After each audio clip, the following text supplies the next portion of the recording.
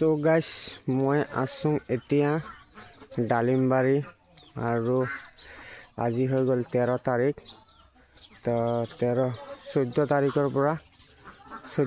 পৰা নাম কীৰ্তন আৰম্ভ হ'ব আৰু মঙ্গলবাৰ দিন শেষ হ'ব। আজি অধিবাস আৰু কালিৰ পৰা ৰাতিপুৱাৰ পৰা আৰম্ভ হৈ যাব। তো আপোনালোকে কোনে ভিডিঅ'টো চাব এটা লাইক কৰিবলৈ নাপাহৰিব আৰু শ্বেয়াৰ কৰিব বেলেগ মানুহক চাবৰ কাৰণে। এইটো বনাইছে বৰ্তমান। তো আজি হৈ গ'ল 13 তাৰিখ 14 তাৰিখৰ পৰা আৰম্ভ হ'ব। 14, 15, 16, 18 তাৰিখ শেষ হৈ যাব। 18 তাৰিখ মঙ্গলবাৰ থাকিব।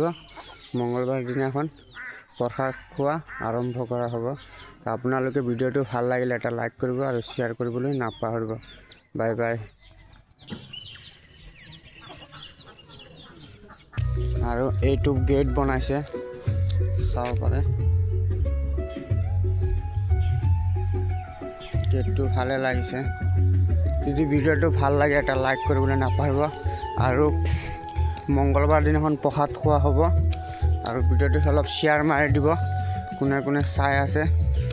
Bye bye. হৰ হৰ মহাদেৱ।